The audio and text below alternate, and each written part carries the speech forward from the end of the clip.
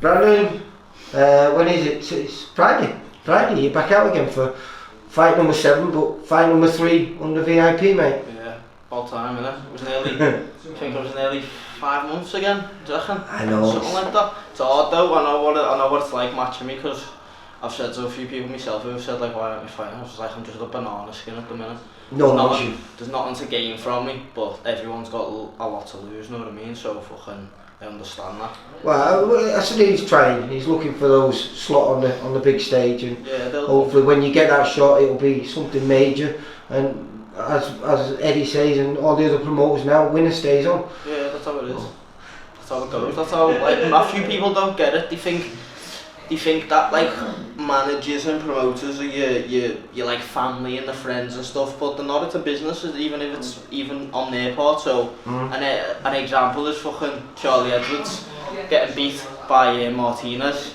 He come with Eddie ain't come with Charlie, but left with Martinez. You know what I mean? Winner stays on. The same Don thing. King used to do that, didn't he? The same thing happened with Paul Butler and Tete when they fought as well. He come with Frank Warren, and he left. He didn't leave with Frank Warren, did he? You know what I mean? Tete left with Frank Warren.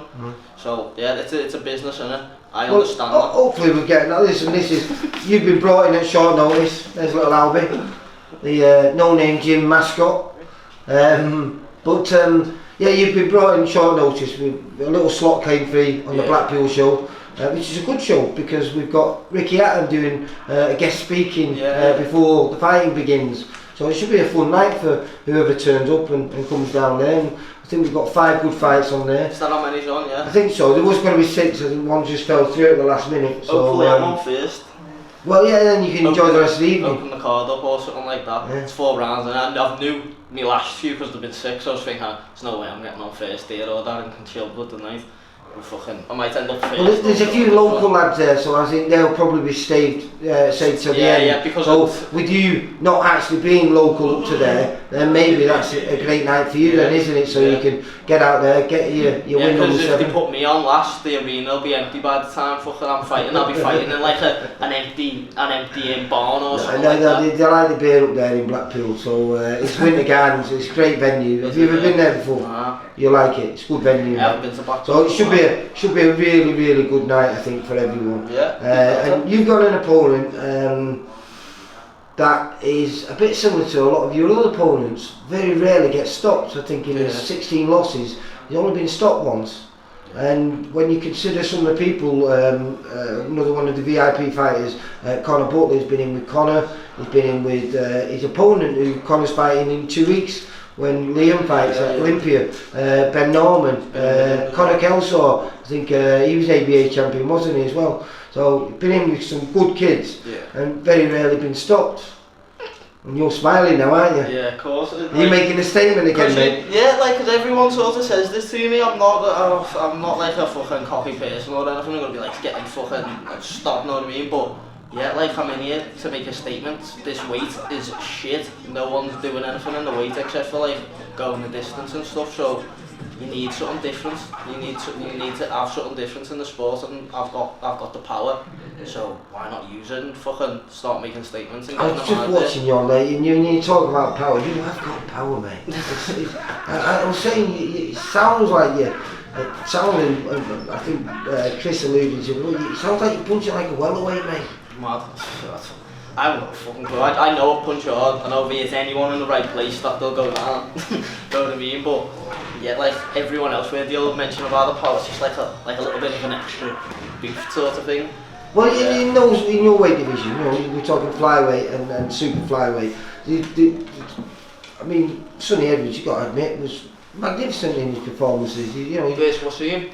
Sonny. First Wasim. Yeah, but he showed a little bit of a different side there. He had a little bit of a war with him at times. I went to Dubai to spar with him before that. I was over there. I went over there, Wasim flew me out and Danny Vaughan to do some sparring for him. And Wasim's a good kid, know what I mean? Like I've been in with a good few kids and Wasim's up there. So Sonny beating him as well. And like I haven't watched the fight, but I've heard I've seen little clips of it and that. and obviously I've got fucking respect for them. I think Sonny showed a different side. Yeah, you know, that not only can he just, you know, make you miss and you know, totally outbox you, but he had a little bit of a fight in there as well. Yeah, I'm on it. So yeah, but when I know what you mean. Like he did show another side, but I haven't still seen the fight. I've seen a little clip where like he slipped the odd shot, come back over and caught with Seaman, and I thought, so yeah, he has changed it up a little bit, but I think he needed to for that fight because Wasim had a heavy. Do you think you could shake up these lighter divisions? Do you think you're going to be? No point me even being here if I couldn't, know what I mean. If I'm here just to be fucking punching journeyman in the face and that for a while, I wouldn't. I'd leg it and go and be a fucking plumber or something. You get more dough. Know what I mean? That's what I mean. You get more dough doing 9 to 5. That's what people don't get. You get more dough doing a 9 to 5 than at this low stage of boxing now. So if I win, if I did you've got to do this stage to get to the next stage. It's like when you grow in your hair and you want dreadlocks or whatever. You've got to go through that stage of looking like a dickhead until you can get until it's long enough to get it done. Know what I mean? It's exactly like that. But like I said, if I didn't think I couldn't fucking rock this division or fuck it up for everyone, which I reckon I will. I think I'm going to just miss it. Now you've had, you know, I know you'd already, when you signed for them, you'd all had those 4 fights, but they were a long time ago. Now you've been back and you've been in the gym consistent for 2 years, you've been working your socks off, right, and you've had 2 absolutely fantastic performances, and one of them, you shouldn't have really been in the ring, you wasn't even well, and yet you still managed to perform and stop a kid that's not been, I don't think you've been previously stopped before then, had you? So, do you think you can really shake up this thing and you could be the Nassim Ahmed of the flies? Definitely. But you are as unorthodox. What you're going to be calling me soon is Prince Daord Jr. That's going to be the name soon, I swear. Prince Daord Jr. They'll be like, oh, it's Prince Daord Jr. again. The fuck? This kid's going to fucking knock someone out again.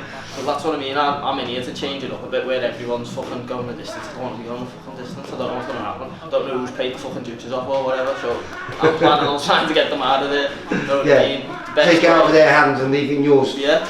If I see an opportunity to get someone out of there, even if it's a fight where I'm sure be getting around it. Get them out of there, you know what I mean? Don't get paid for fucking overtime, ever. No. Well, that's what makes it so hard for us to match you at present. Yeah. But hopefully that's not going to be our problem, and hopefully you're going to get picked up by one of the TV promotional companies, and we can get you on that big stage, we can get you a title, and where you go from there. Do you still believe, like when I spoke to you, this was trying to get my mind went before, do you still believe you could be not just a world champion, but a multi-weight world champion? Yeah, definitely. Because I've sparred like people who are like world title challengers at the higher weights and stuff like that. I'm probably like wouldn't say no names now, but know what I mean. I've given them a good fucking go. So if not won the spars with me, not sounding like a cocky little bastard. Know what I mean?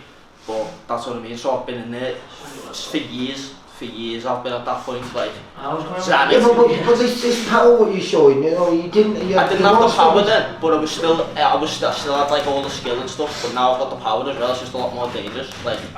Like years ago, I said I was sparring at Sanic who fought Brandon Daord for the world title when I was about 15, 16, you know what I mean? And he was strong, and that was for him fighting one of Mayweather's lads at Wayne Ford. That was for him to get the WBA, and then he went and beat that kid up there, and I was like giving it to him. You know what I mean? He was with Ricky at the time, and that was when I was a kid, so I've always sort of been in the mix with the world champion title challenges and all that stuff. I always sparred them. Yeah, they've pulled me down for sparring and all shit like that, you know what I mean? So I've always been in, and at that level with them, it's obviously, when you get into a fight, it's going to be a bit different, but not much. He's got a few dickheads who are bevying around screaming. You know what I mean? But fucking, yeah, they make the night and that. Yeah. So, that's how it goes. Well, like I say, I'm looking forward to the Friday night. Like I say, I presume we will be chatting to you. I presume I will be saying 7-0. When I'm saying KO number 4, I don't know, but hopefully, fingers crossed, maybe. We'll see. And like you say, I'm sure something will be coming your way before the end of the year, mate. Yeah, definitely. Because if the TV companies have not watched you, then they will start watching you, and if they do, they'll want you on the big stage, mate. I haven't even performed properly yet on any of these stages, like, at all. Am I going to see even more? Am I going to see even more excitement in this fight? Probably, yeah, because I haven't. I've just rushed and got the match. Because let's put it this way: your first fight, you a long layoff, you know, 4 years before you came into it, and then, I thought that was your second fight you had COVID. The first one I had COVID, the first one, first little Russian, and then my second one, I got cut didn't I, but it was okay. But yeah, so, like I said, fucking, you haven't even seen nothing yet, just like wait. These 3 fights are like chicken off the crust. I'm enjoying what I'm watching, I enjoyed watching you just, you know, like I say, you're very unique, mate, and hopefully, like I say, we can get you something. Well, first of all, you got a win on Friday, so I will see you on Friday, see you in Blackpool, maybe we can have a little bit of a party afterwards. Yeah, definitely. You take care. Brandon, Nice one, see you later, mate. Bye.